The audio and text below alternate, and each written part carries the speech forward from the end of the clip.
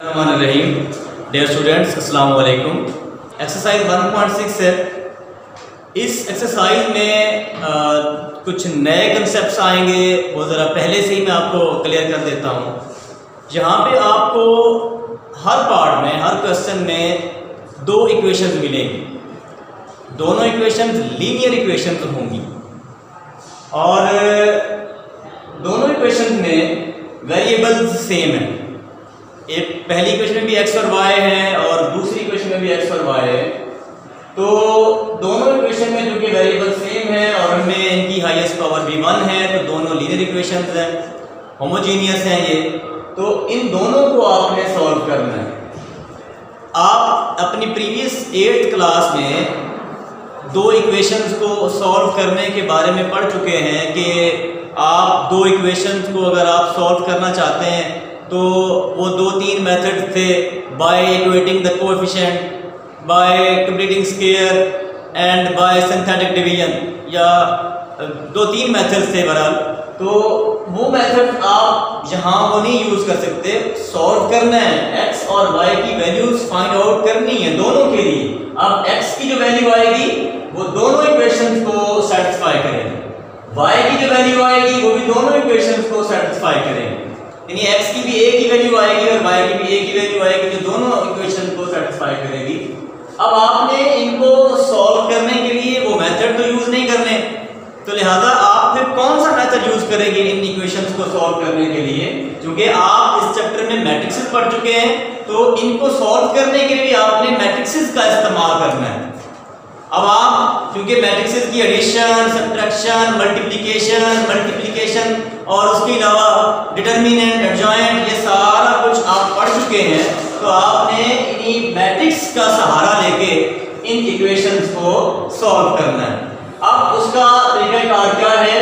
आपने पहले इन दोनों इक्वेशंस को लिखना है, उसके बाद आपने इन दोनों इक्वेशंस को मैट्रिक्स की फॉर्म में ले आना है। वो भी इक्वेशन ही होगी। कैसे, क्या करना है? यहाँ पे देखिए आप, यहाँ पे दोनों इक्वेशन में जो x के कोएफिशिएंट्स हैं 2 और 3, उनको आपने फर्स्ट कॉलम बना देना है। इसी तरीके से जो y के कोएफिशिएंट्स हैं -2 और 2, उनको आपने सेकंड कॉलम बना देना है। ये जो आपने फर्स्ट मैट्रिक्स बनाया है ये कोएफिशिएंट्स का मैट्रिक्स है। इसका फर्स्ट कॉलम x के कोएफिशिएंट से बना है और इसका सेकंड कॉलम जो है वो y के कोएफिशिएंट से बना है। साइन जिसका माइनस होगा हमने उनको साथ ही लिखना है। तो ये आपके पास कोएफिशिएंट्स का मैट्रिक्स आ गया। अब इन दोनों इक्वेशन में वेरिएबल्स कौन-कौन से यूज हो रहे हैं? जी वो x और y है, तो एक कॉलम, एक मैट्रिक्स आपने इन वेरिएबल्स का बना दिया। उसके बाद ये जो कांस्टेंट टर्म्स है, ये क्योंकि इक्वल के बाद है, लिहाजा इक्वल के बाद आपने इन कांस्टेंट टर्म्स का भी एक मैट्रिक्स बना दी है। तो ये आपने इन दोनों इक्वेशंस की मैट्रिक्स इक्वेशन फॉर्म बना दी है। उसके बाद आप जो कि ये मैट्रिक्सेस हैं इनको नाम भी दिए जाते हैं कैपिटल लेटर्स में। तो ये जो कोएफिशिएंट्स का मैट्रिक्स है इसको आपने a का नाम देना है, और ये जो वेरिएबल्स का मैट्रिक्स है इसको आपने कैपिटल X का नाम देना है। स्टूडेंट्स, आपको ये बात पहले बताई जा चुकी है कि मैट्रिक्सेस के जो नाम होते हैं वो कैपिटल लेटर्स में होते हैं, जबकि मैट्रिक्सेस के अंदर जो एंट्रीज अगर आ जाती है A B C X Y Z L M N वगैरह में, तो उनको स्मॉल लेटर्स से रिप्रेजेंट किया जाता है। बाद बच्चे, बल्कि अक्सर बच्चे ये मिस्टेक करते हैं कि वो इसके अंदर जो है वो कैपिटल X Y यूज कर रहे होते हैं एंट्रीज को, और उसके बाद नाम को, मैट्रिक्स के नाम को स्मॉल x से रिप्रेजेंट कर रहे होते हैं। ये बहुत बड़ी गलती है, ये बहुत बड़े असूल को आप गलत कर रहे होते हैं। एंट्रीज को आपने स्मॉल x y से शो करना है, जबकि इसके नाम को कैपिटल X से रिप्रेजेंट करना है। उसके बाद ये जो कांस्टेंट टर्म्स का जो मैट्रिक्स है इसको आप B से रिप्रेजेंट करते हैं according to your book method. तो ये इक्वेशन जो थी मैट्रिक्स इक्वेशन, अब एक और नाम उसमें आपने मेंशन किए हैं, ये भी इक्वेशन बन गई है।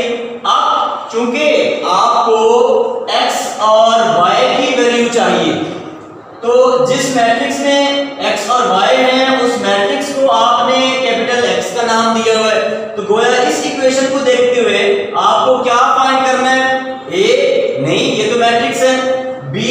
ये भी मैट्रिक्स हमें गिवन है। हाँ जी, हमें ये x फाइंड करना है जिसके अंदर x और y है।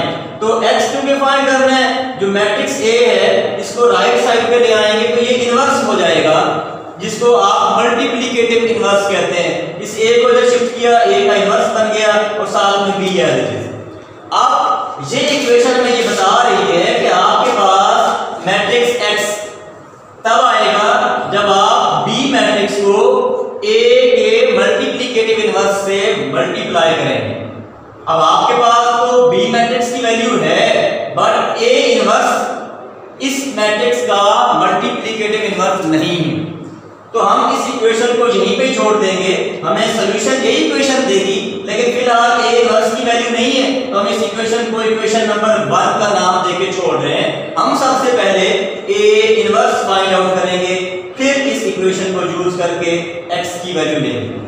अब कल प्रीवियस लेसन्स के अंदर आपने किसी भी मैट्रिक्स का मल्टीप्लिकेटिव इनवर्स फाइंड आउट करने का मेथड पढ़ा था, उसका फार्मूला भी सीखा। क्या फार्मूला था? हमें जो कि A का, इस मैट्रिक्स A का इनवर्स निकालना है, तो फार्मूला होगा 1 over determinant of A into adjoint of A। अब इस फार्मूले को इक्वेशन नंबर 1 का नाम देके छोड़ दिया, क्योंकि इसके अंदर मजीद दो चीजें इन्वॉल्व हो रही हैं, A का डिटरमिनेंट और A का एडजॉइंट। तो हम सबसे पहले डिटरमिनेंट ऑफ A फाइंड करेंगे, क्योंकि इससे हमें पता चलेगा कि आया इस A मैट्रिक्स का मल्टीप्लिकेटिव इनवर्स पॉसिबल है भी सही या नहीं। तो डिटरमिनेंट लेना है, वैल्यूज A की होंगी, लाइनें सीधी। अब मैं ब्रैकेट्स का यूज नहीं करना, इंट्रीज ले ली। डिटरमिनेंट कैसे लेंगे या प्रीवियस लेसन में ये सीख चुके हैं कि कैसे करना है। मेन डायगोनल की इंट्रीज को पहले मल्टीप्लाई करना है, उसके बाद फिर माइनस, उसके बाद 3 और -2 को मल्टीप्लाई करना है। तो जब आप 2 और 2 को मल्टीप्लाई करेंगे 4 आएगा, उसके बाद जो माइनस होगा वो इस माइनस से मल्टीप्लाई होगा, प्लस हो जाएगा 3 2 6। तो मैंने यहाँ लिखा है डिटरमिनेंट ऑफ A, इसको खोल के 4 + 6 जो कि 10 आया है, ये 0 के इक्वल नहीं है। तो चूंकि A का डिटरमिनेंट 0 नहीं आया, ये नॉन सिंगुलर है, इसका इनवर्स एग्जिस्ट करेगा। अब डिटरमिनेंट आपको मिल चुका है इनवर्स के लिए, अब आपको एडजॉइंट चाहिए A का, तो ये A मैट्रिक्स है, इसका एडजॉइंट कैसे लेंगे जी? मेन डायगोनल की को रिप्लेस कर देंगे, जगह बदल देंगे इनकी, और इन दोनों के साइन चेंज कर देंगे। ये हमने बनाया हुआ है एडजॉइंट ऑफ A।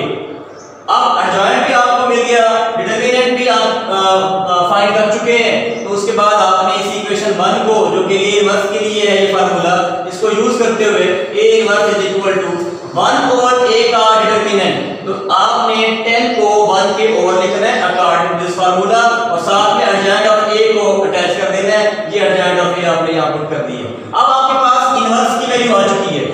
होना ऐसे ही चाहिए था कि 1 ओवर 10 को इन तमाम इंट्री से मल्टीप्लाई होना चाहिए था, लेकिन हम नहीं कर रहे। उसकी वजह ये है कि अभी इस A इनवर्स की वैल्यू ने इक्वेशन नंबर 1 में B से मल्टीप्लाई होना है। तो अगर हम इस 1 ओवर 10 को अंदर मल्टीप्लाई करेंगे तो हमारे पास इनवर्स की जो इंट्रीज हैं वो ओवर की फॉर्म में आ जाएंगी, और फिर बाद में जब इसको B से मल्टीप्लाई करेंगे तो हमारे लिए मल्टीप्लिकेशन जो है वो थोड़ी मुश्किल हो जाएगी। इसलिए आप 1 ओवर 10 को फिलहाल वेटिंग पे रख देते हैं एज इट इज यहाँ पे, और इसको एंड में मल्टीप्लाई करेंगे। अब आपने ये वाली वैल्यू A इनवर्स की इक्वेशन नंबर 1 में यूज कर ली है, x is equal to A inverse, वो वैल्यू आ चुकी है, x इज इक्वल टू, आगे जो A इनवर्स था, A इनवर्स की वैल्यू ये वाली एज इट इज यहाँ पे आ गई, और उसके साथ B था, B मैट्रिक्स हमारे पास 4 6 है, वो भी हमने साथ लगा दिया। इस इक्वेशन को यूज करके आपने अब ये मैट्रिक्स इक्वेशन बना दी है। अब क्लियरली इन दो मैट्रिक्सेस में पहले मल्टीप्लाई होना है। मल्टीप्लिकेशन का असूल आपको पहले बताया गया है कि जिन दो मैट्रिक्स को मल्टीप्लाई करना है उसमें फर्स्ट के कॉलम्स और सेकंड मैट्रिक्स की रोज का इक्वल होना जरूरी होता है। यहाँ पे फर्स्ट मैट्रिक्स के 2 कॉलम्स हैं, इसकी 2 रोज हैं, इक्वल है, मल्टीप्लाई हो सकती है। अब आपने मल्टीप्लाई करना कैसे है? पहली रो को इस कॉलम से करना है, 2 को 4 से मल्टीप्लाई करना है, और फिर प्लस लगा के 2 को 6 से करना है। ये किया हुआ है, 2 to the 4 प्लस 2 6 12, 2 4 8 प्लस 2 6 12। उसके बाद सेकंड रो को इससे मल्टीप्लाई करना है, -3 4 से होगा तो -12 आएगा, फिर प्लस 2 6 12। ये दो तो कैंसिल हो जाएंगे, 8 प्लस 12 जो है वो 20 हो जाएगा, 0 आएगा। अब आप 1/10 को इन दोनों के साथ मल्टीप्लाई करेंगे। 20 मल्टीप्लाई होगा 1/10 से, फिर 0 मल्टीप्लाई होगा 1/10 से, 10 2 20, एक वैल्यू 2 आएगी और दूसरी 0 से मल्टीप्लाई होकर सारा 0 हो जाएगा। अब जबकि आपके पास यहाँ पे x आ रहा था लेफ्ट साइड पे, एंड में जाके आपने इस x मैट्रिक्स जो है वो रिप्लेस कर देना है। x जो है वो x y वाले मैट्रिक्स का नाम था, वो रिप्लेस कर देना है x y। कुछ बच्चे बल्कि अक्सर यहाँ पे ओवर लगा देते हैं। यहाँ बेटा कोई भी किसी भी वैल्यू के दरमियान आपने यहाँ ओवर यूज नहीं करना। x y और इसकी वैल्यू जो है इक्वल टू आई है 2 0। अब ये भी मैट्रिक्स है, ये भी मैट्रिक्स है, ये दोनों इक्वल है। अगर ये दोनों मैट्रिक्सेस इक्वल आ रहे हैं तो इसका मतलब ये है कि इनकी कॉरस्पॉन्डिंग इंक्रीज भी इक्वल होंगी। x will be equal to 2 and y will be equal to 0। तो ये आपके पास x और y की वैल्यूज आई हैं। आपने इन दोनों इक्वेशंस को सॉल्व किया है, x और y की वैल्यू बाय यूजिंग मैट्रिक्सेस। बड़ा आसान सा मेथड है। यहाँ आपने कौन सा मेथड यूज किया है? इनवेरिएंट मेथड, क्योंकि आपने यहाँ पे a का इनवर्स लेके और इस तरह से आपने सॉल्यूशन निकाला है। तो ये मैट्रिक्स का इनवेरिएंट मेथड कहलाता है टू सॉल्व लीनियर इक्वेशंस। उसके बाद इसका जो दूसरा तीसरा चौथा पार्ट है वो एज इट इज इस तरह आपने इनवर्स से सॉल्व करना है। तो क्रैमर भी आपको आगे बता दिया जाएगा। अब जो फिफ्थ पार्ट है उसमें फिर से दो इक्वेशन दी हुई है, आपने इन दोनों को लिखा, इन दोनों की मैट्रिक्स फॉर्म बना ली और इस मैट्रिक्स को जो कि कोएफिशिएंट्स का मैट्रिक्स कहलाता है, आपको पहले बताया जा चुका है। इसको a का नाम देना है, x और y वाले मैट्रिक्स को आपने कैपिटल X का नाम देना है और ये कांस्टेंट टर्म्स का मैट्रिक्स है, इसको b का नाम दे दिया। अब क्योंकि आपको x और y चाहिए, x y इस मैट्रिक्स में है तो इसको आपने कैपिटल X का नाम दे दिया और a को इधर ले आए, इनवर्स बना दिया, इक्वेशन नंबर 1 बना के छोड़ दी। अब आपने इसको भी इनवेरिएंट मेथड से सॉल्व करना चाहते हैं तो फिर a इनवर्स नहीं है आपके पास, आप पहले a इनवर्स फाइंड आउट करेंगे। उसका फार्मूला आप पहले सीख चुके हैं, लिखा जा चुका है यहाँ पे भी, 1 over determinant of a into adjoint of a। तो अब आपने इनवर्स के लिए पहले डिटरमिनेंट फाइंड करेंगे।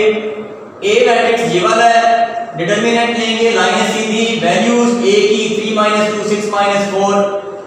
अब आपने इसका जब डिटरमिनेंट खोलना है तो 3 और 4 को मल्टीप्लाई करोगे 12 हो जाएगा और जब 3 को मल्टीप्लाई करेंगे 4 से, फिर लगाएंगे माइनस और उसके बाद -6 -2 से मल्टीप्लाई होगा। अब जब 3 4 12 हो जाएगा, लेकिन ये जो माइनस है वो इन दोनों माइनस के साथ मल्टीप्लाई होगा, माइनस माइनस प्लस, फिर प्लस माइनस माइनस, 6 2 12, तो ये -12 हो जाएगा। तो 12 -12 0। आपके पास जिस मैट्रिक्स का इनवर्स आना था उस मैट्रिक्स के डिटरमिनेंट की वैल्यू 0 आ गई। तो आप कहेंगे जो A है वो सिंगुलर मैट्रिक्स है, इसका इनवर्स एग्जिस्ट नहीं करेगा। अगर आपके पास A का इनवर्स एग्जिस्ट नहीं करता तो फिर आपके पास ये वैल्यू नहीं होगी, तो फिर आप x भी फाइंड नहीं कर सकते। x नहीं आएगा तो आपके पास x और y की वैल्यूज भी नहीं आएंगी। इन दोनों इक्वेशंस का सॉल्यूशन जो है वो पॉसिबल नहीं है क्योंकि A जो है उसमें सिंगुलर है। उसके बाद नेक्स्ट जो है 7th पार्ट, उसमें भी दो इक्वेशन दी हुई हैं, इनको भी सॉल्व करना है। लेकिन आप पहले दो पार्ट में इनवेरिएंट मेथड को यूज कर चुके हैं, वो आप सीख गए कि कैसे इनवर्स निकालना है, कैसे इसको रिप्लेस करना है और कैसे इक्वेशन को सॉल्व करना है। अब आपको इस पार्ट को आपने मैंने क्रैमर रूल से सॉल्व करने सिखाना है। तो उसके लिए क्या तरीका है, कुछ स्टेप्स तो इसके क्रैमर रूल के इनवेरिएंस के साथ मिलते जुलते हैं। जैसे पहले आपने उनको मैट्रिक्स फॉर्म भी बनानी है और उन मैट्रिक्स को नाम भी देना है, यहां तक तो सेम हो जाएगा। अब जब आपने यहाँ पे इन्वर्जन मेथड नहीं यूज करना तो इन्वर्स भी नहीं निकालेंगे, तो ये वाला इन्वर्स वाली इक्वेशन और एंड सो ऑन ये भी नहीं करना। तो क्या करेंगे, यहाँ पे इनको नाम देके, इसको a का, इसको कैपिटल X का और इस कांस्टेंट टर्म वाले मैट्रिक्स को आपने b का नाम देके यहाँ छोड़ दिया। यहाँ आपके मैट्रिक्स के नेम दे दिए गए। अब आपने क्रैमर की तरफ जाना है। क्रैमर ने क्या किया था कि बाज़ बच्चों को ये जो इनवर्स वाला मेथड है ये थोड़ा सा मुश्किल लगता है। एडजॉइंट लेना है, डिटरमिनेंट लेना है, इनवर्स आ जाएगा, फिर उसको कहीं इक्वेशन में पुट करना है, मल्टीप्लाई करके वैल्यू आनी है। हालांकि इतना मुश्किल है नहीं, वेरी सिंपल। लेकिन बाज़ बच्चे इसको मुश्किल फील करते हैं, तो इसलिए क्रैमर ने उनको इस मेथड से जरा लंबी चौड़ी चीज से बचा लिया। उसने दो फार्मूले बता दिए। जी क्या कर रहे हैं आप, इन दो इक्वेशंस को सॉल्व कर रहे हैं। क्या करेंगे सॉल्व करके जी x और y की वैल्यू लेनी है। तो उसने कहा भी x और y की वैल्यू लेनी है, तो डायरेक्ट फार्मूला दे दिया, x की वैल्यू का एक फार्मूला बना के दे दिया और y की वैल्यू का भी एक फार्मूला बना के दे दिया। आपके सामने ये लिखे हुए फार्मूले। आप जरा गौर से देखें कि x के फार्मूले में जो दो चीजें यूज हो रही हैं, एक तो a का डिटरमिनेंट है, a यही है आपके सामने, दूसरा ax यूज हो रहा है, ax मैट्रिक्स का डिटरमिनेंट। अब ax तो आपके पास नहीं है। आप ये लाजमी समझ लेना कि जो ax है भले हमें यहां पे नहीं दिया हुआ, लेकिन हम बना लेंगे। ax नाम है इसका, यानी लाजमी a से ही बनेगा, a से ही ड्राइव होगा। क्या चेंज लाएंगे हम a में, तो ax बन जाएगा, वो ये चेंज होगी इस a मैट्रिक्स में। ax के लिए a में क्या चेंज लाएंगे कि a के फर्स्ट कॉलम को b से रिप्लेस कर देना है, यानी a के फर्स्ट कॉलम को हटा देना है, उसकी जगह पे ये b की इंक्रीज यानी 4 - 10 पुट कर देनी है। तो ax जो है वो कैसे बनेगा, ये 2 - 5 की जगह 4 - 10 लिख देंगे और सेकंड कॉलम इसका एज इट इज आ जाए, ये आपके पास ax बन गया, a से ही बना है।